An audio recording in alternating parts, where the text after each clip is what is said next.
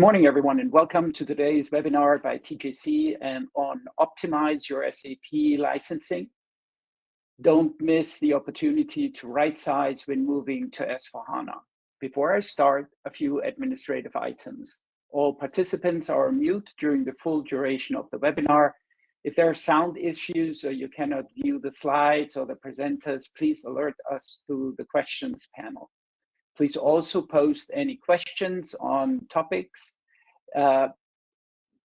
in the question panel on the right side of your screen. The presentation today will take about 25 to 30 minutes with 10 minutes reserved for Q&A at the end. Now, in this executive session, we will explore a critical but often overlooked aspect of the S/4HANA journey: right-sizing your SAP and third-party licenses. Experts from Vocus Labs and TJC will show you how to uncover over-licensing, eliminate unnecessary spend, and design a clear, optimized licensing strategy aligned with your long-term SAP roadmap. My name is Jochen Hager. I'm a principal with TJC Americas, and I focus on customer service and business development. I will be your host throughout the session, and I will present a quick overview on our legacy data solution, TJC Elsa, after the interview. We have with us today Eduardo Duran. Eduardo is Director of Sales for North America at Vocus Labs, with more than 17 years of experience in consultative and strategic sales across Latin America and the US. And he has led international teams and negotiated complex enterprise solutions. Formerly being a university professor and founder of his own consulting company, Eduardo brings a blend of business vision, technical understanding, and human leadership into every project. Welcome, Eduardo. We're glad to have you with us today. I'm excited to hear more about Vocus Labs' unique approach to optimize SAP licensing. And with that, I will make you a presenter and turn this over to you. Thank you very much. So you're a presenter now. You should be able to share your screen.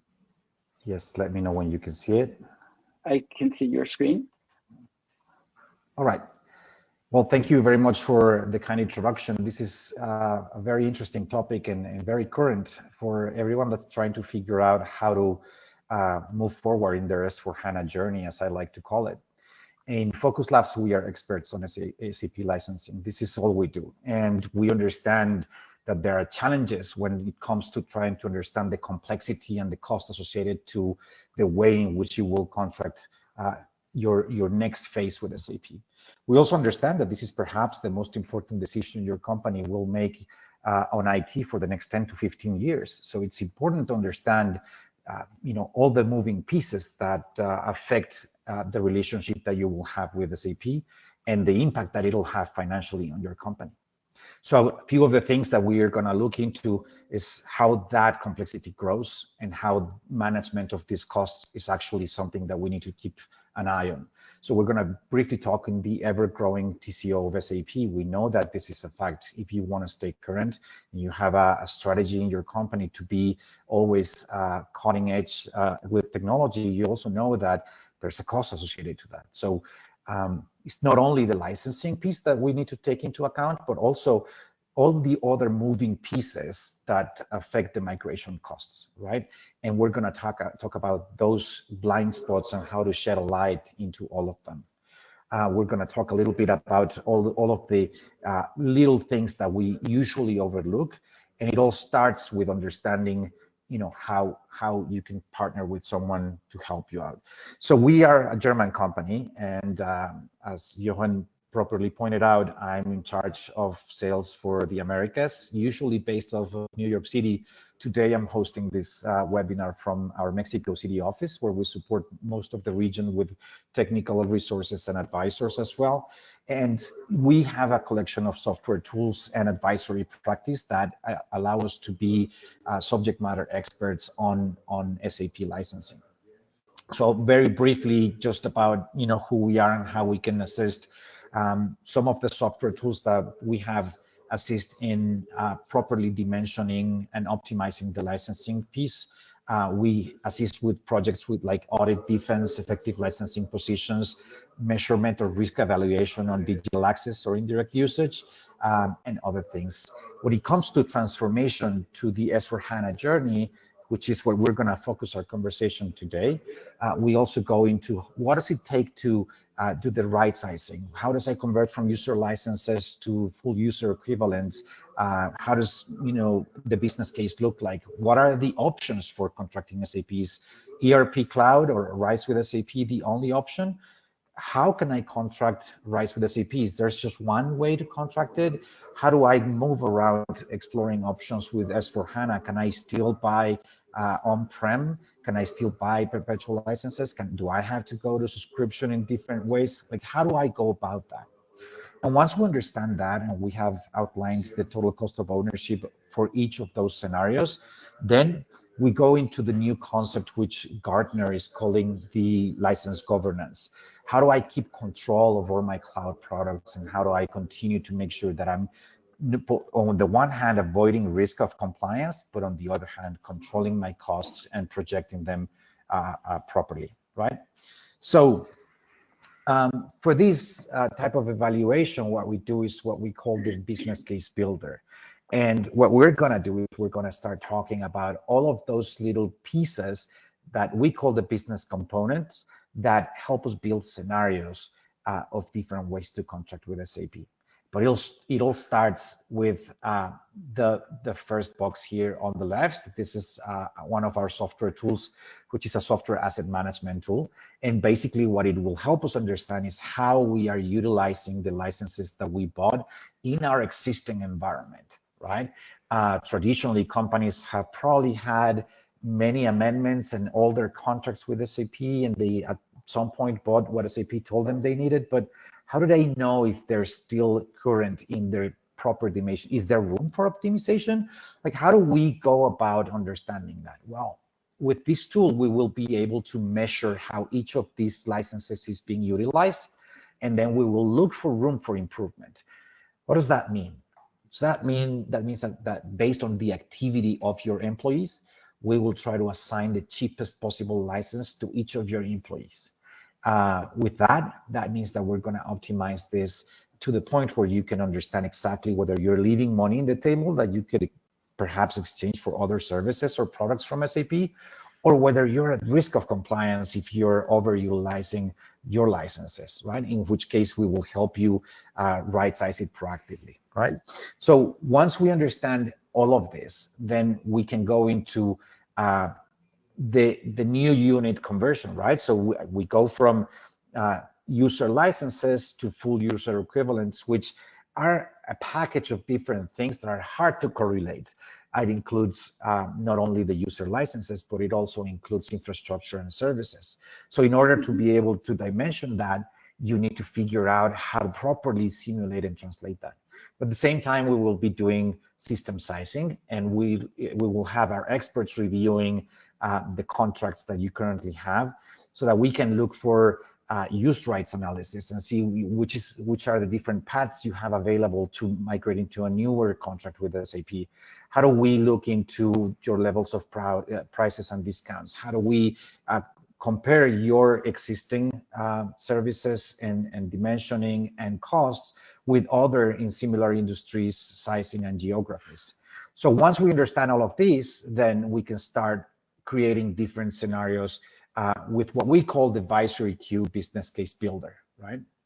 So what we're going to do there is we're going to start utilizing different business components to try to build scenarios that will help you understand your total cost of ownership over a period of time, so that you can, typically we do it for 10 years, but this is customizable, of course, and so that we can understand the impact this will have in your company's finances once you do that. But not only that, we're also going to try to analyze whether one aspect or one business component is a capital expenditure, or if it's an operational expenditure, and how does that impact your final ledger?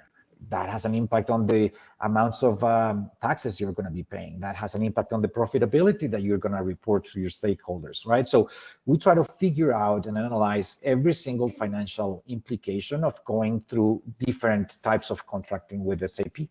And once we understand all of that, we enable a difficult conversation between your CIO and your CFO, where probably the CIO will try to go to the latest and greatest version of SAP ERP Cloud with the AI and everything else, all the bells and whistles. But maybe your CFO will question that and say, well, maybe we should look into a different scenario where we don't have to go all the way in right now, and we can plan for that to happen in 5 years or later. So with this, we will project a strategy that we're going to work on together, and then we will prepare a negotiation strategy with SAP. So in a nutshell, this is what the process would look like.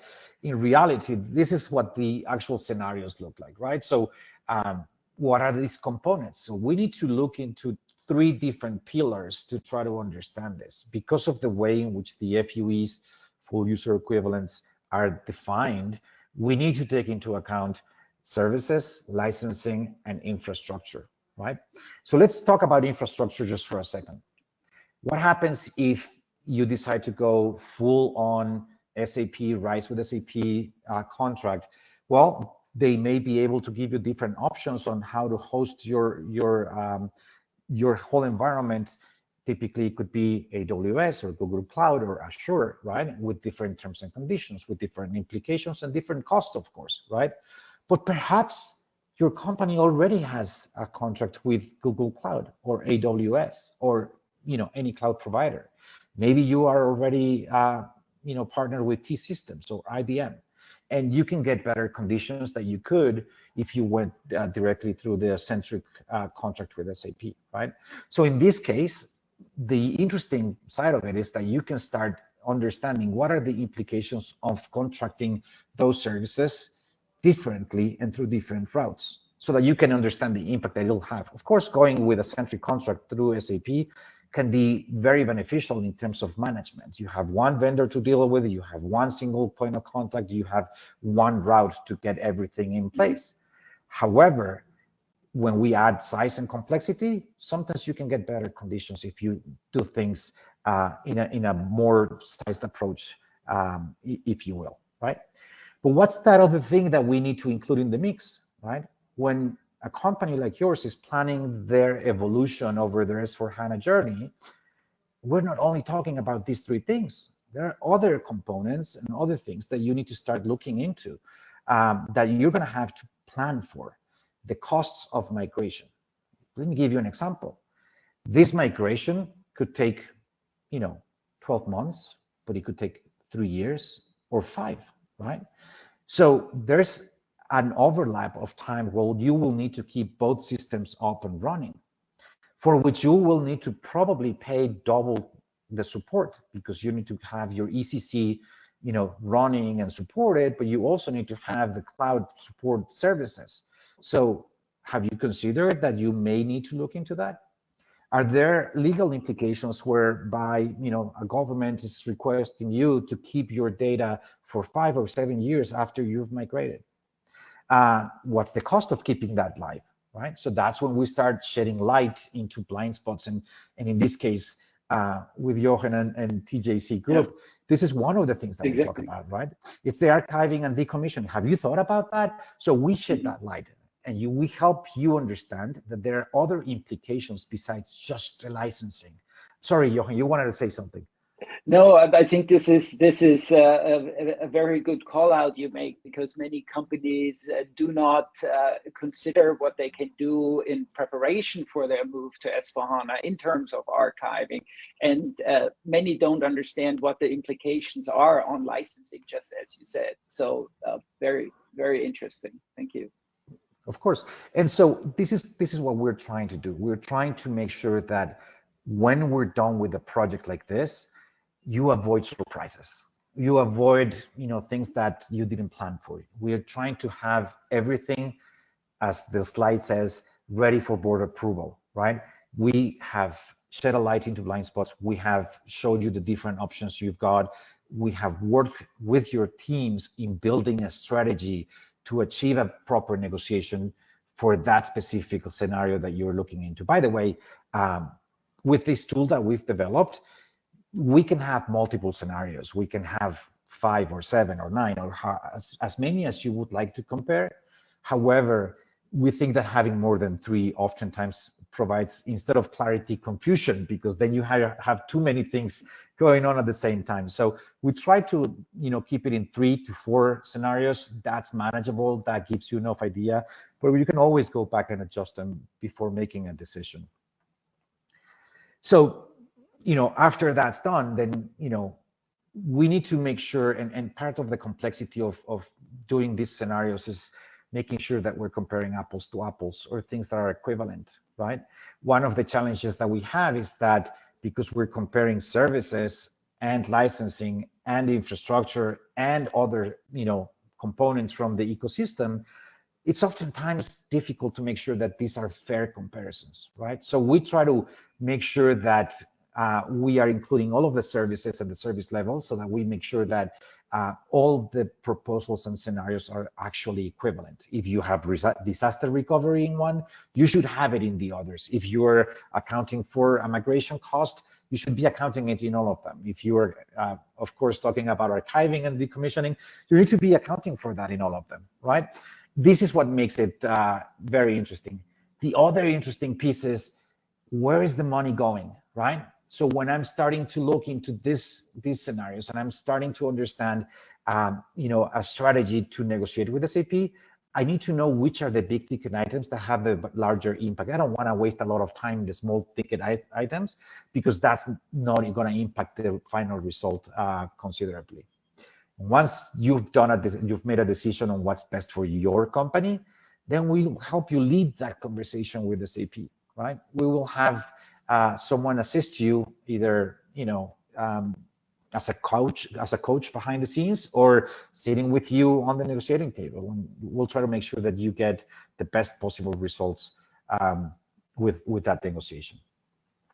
So this is the business case builder. What happens next, right? As I mentioned briefly before, we transition from counting licenses into what Gartner has defined as the license governance. And I actually like the term, because this is what we're going to be discussing going forward. What does that mean? You are going to have now several cloud products that they have all different metrics, that they have different ways to be understood, and different impacts on your costs. So with the managed service that we're offering as well, we try to make sure that you are always in compliance and always in control of your licensing. So we're going to be measuring compliance. We're going to be measuring everything, every single metric, and then we're going to make sure that you can project your budgets going forward as you grow, so that you can always have a right-sized ecosystem. So that's it. So thank you very much for your time and for having me. Jochen, I'm going to hand it over to you now so that we can continue with this conversation. Thank you, Eduardo. That was a great presentation. And I believe what you are trying to do is in helping SAP customers figure out their licensing is near and dear to our heart as well. Here at TJC, we look at how we can help with improving licensing from a data management point of view, where we want to make sure that only the data you really need goes into S/4HANA. And we approach this from a data volume perspective, where because S/4HANA has a licensing aspect where you are paying for the amount of data that is managed in S/4HANA on a volume basis. We're helping customers get to their right t-shirt size, as SAP says, and then help them keep their t-shirt size. And let me share some slides here that we can look at this.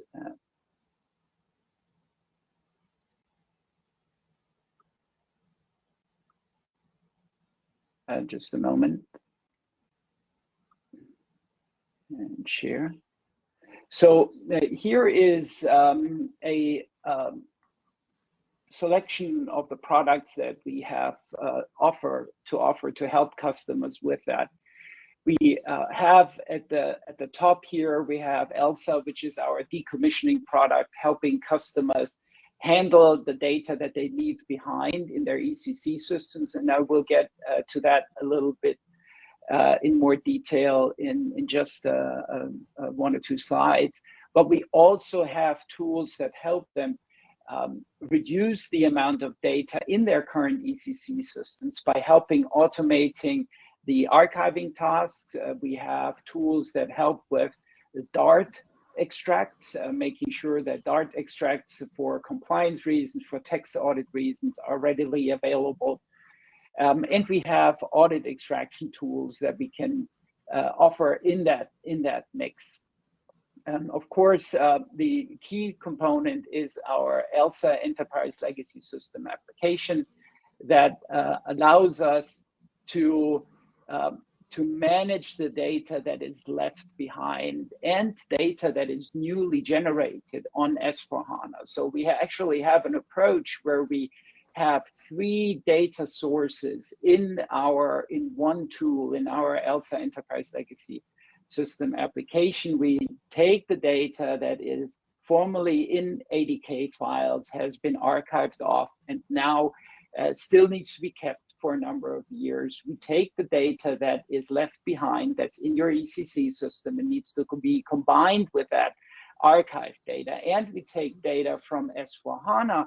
When you, after the first 1 or 2 years, you notice that you've grown your system more than you want to, and you need to shed some data, but you still need the data because you have compliance requirements that force you to keep that data for 7 years, for 11 years.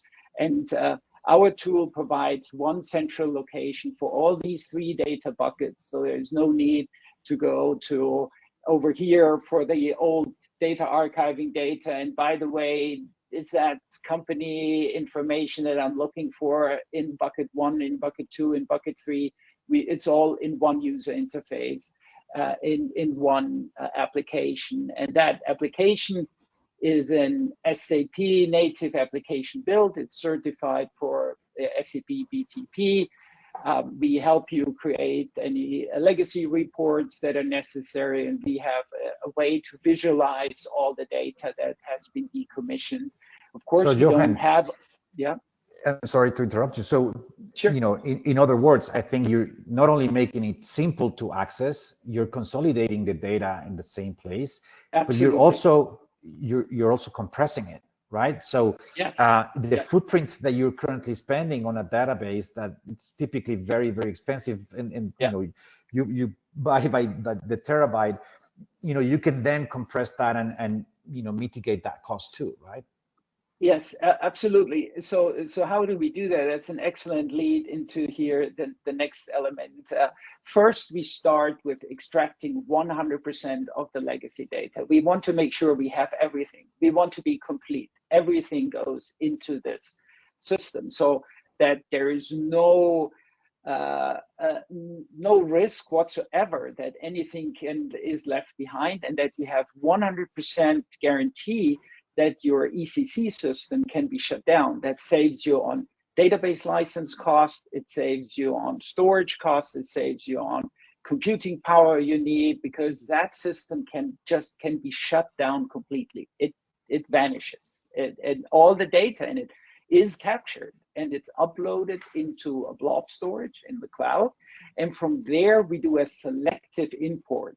And that's where the savings in size come in place the most. Of course, the blob storage is compressed, and then we only load the data that we need for that particular application that a customer needs, be that HR data, be that financial data for audits. Only that data is presented, and that is online in an SQL database of the customer's choosing.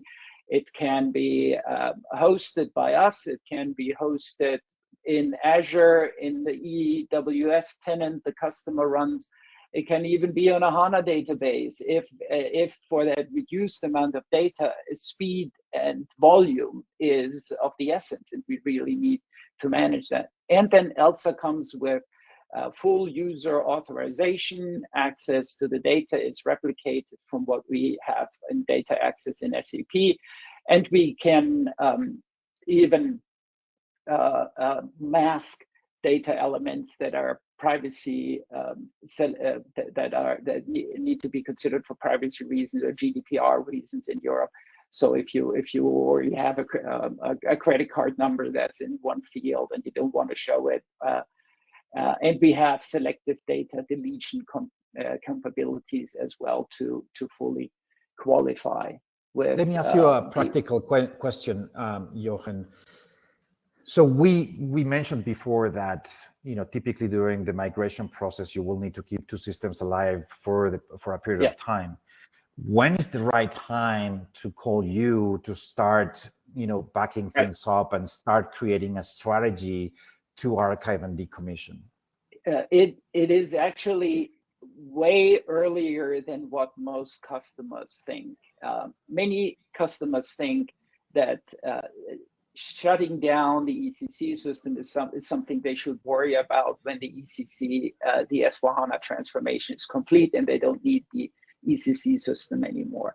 But it is too late in the stage. We find that with our customers, it's way more effective if they engage with us in the early planning stages, even when early on, when they work with you on considering what licenses they can use and how they can save on their licensing. This is another important aspect in that licensing evaluation, where we can clearly put a strategy together where that system, that ECC system, is clearly shut down right, let's say a month, 2 months later. Once you get out of the hypercare phase with your S4 transition, you get ready to shut that down. It's not 2 years later or 3 years later, and you continue to incur that cost of it. We want to make this a seamless transition. In other words, the sooner that you get involved, the more money the customer is going to save. Absolutely, yes. Because if you do this while you plan out your S4 screens, your business processes is in S4, it's easy to answer one more question. Oh, what do we do with the old data? Oh, let's do this with the old data. Let's have this view for it. If you go back 3 years later, everybody is tired. Nobody wants to do this housekeeping project later on. But if you factor it in, you save a lot of consulting costs, a lot of your people's time. It gets to be a smooth, effective process, and everybody understands what they will have in the end. So I think engaging early is quite important. Super. All right. So with that, I would like to introduce Johan. Johan is helping us with some questions, and maybe Johan, you can tell us if the audience had any questions for us here. Yeah, hello together, and we have a couple questions here. The first one for Eduardo. Is the size of the company relevant for your type of analysis, or can small companies also benefit from it? Oh, absolutely.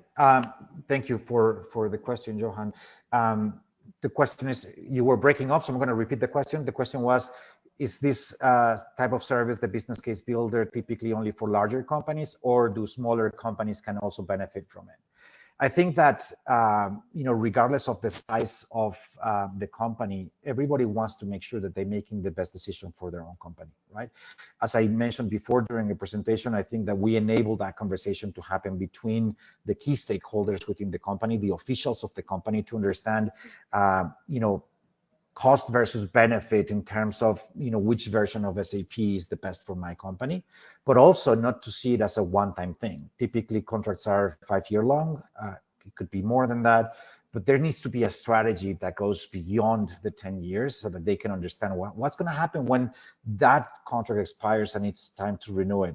And I think that has an impact on any size company, for sure. Okay, yeah, thank you.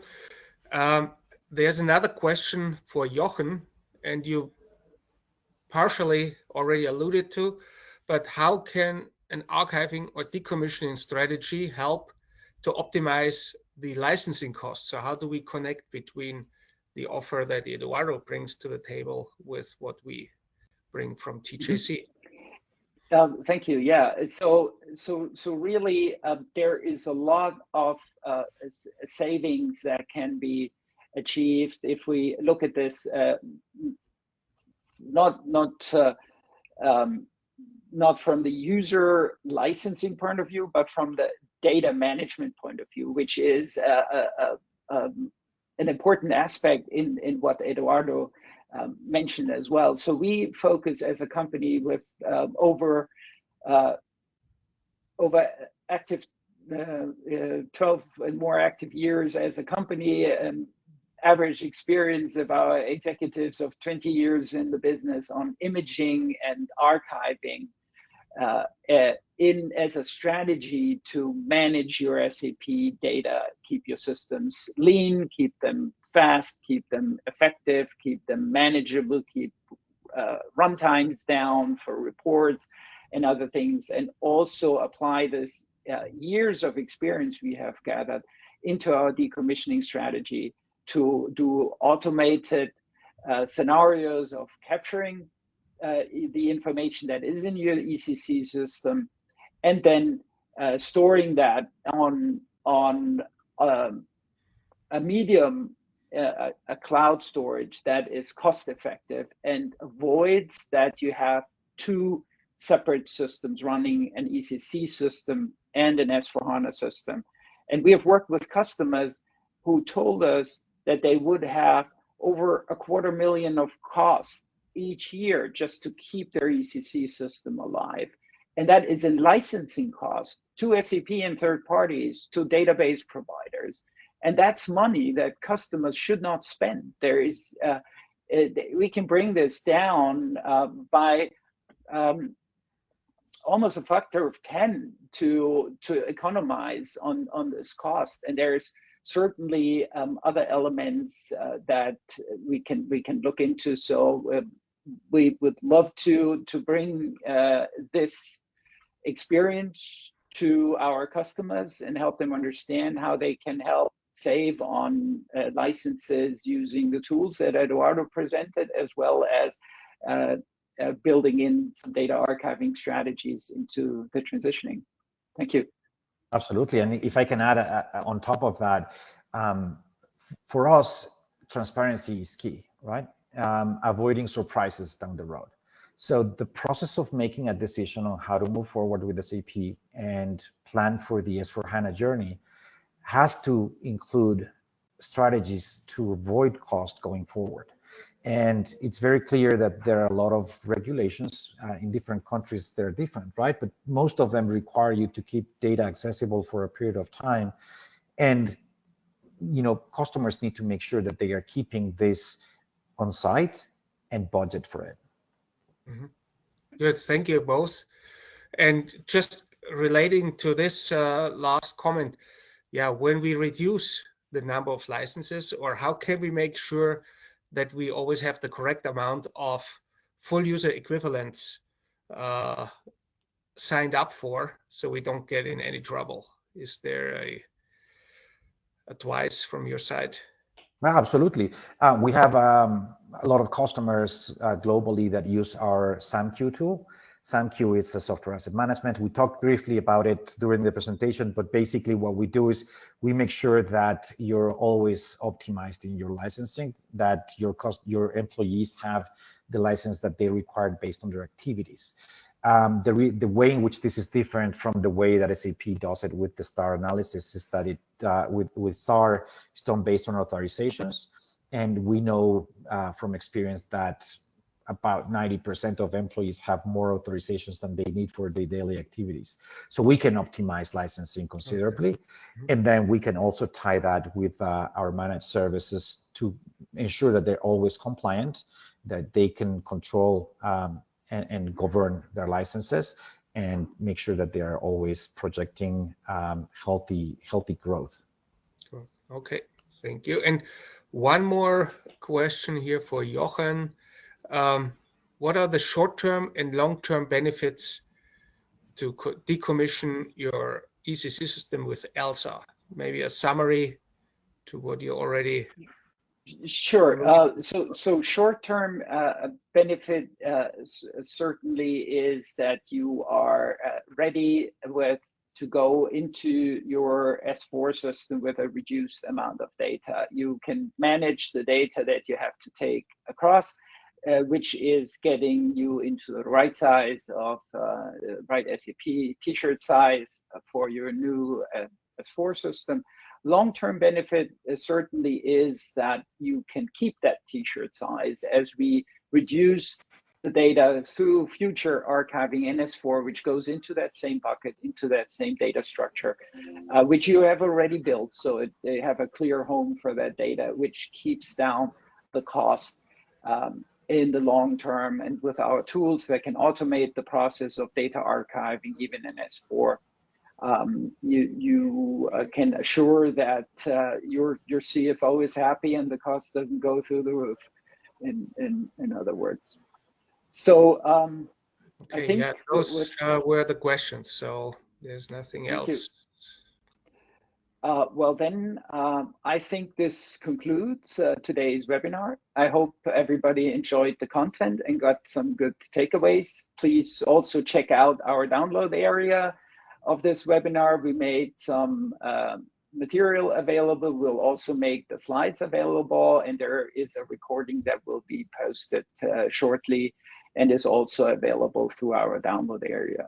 And before I say goodbye, I would like to remind everybody of our next session. It will be on data access use cases after decommissioning post S/4HANA go live, with our own experts from TJC at the end of January 21st will be the next session. So with that, I say thank you very much, Eduardo. Thank you, Johan, for helping us with the question. Thank you for hosting me. It was a great experience. Thank you, Johan. Thank you. And I hope to the audience, I hope we see you all next time. Thank you very much and goodbye. Bye-bye. Bye-bye.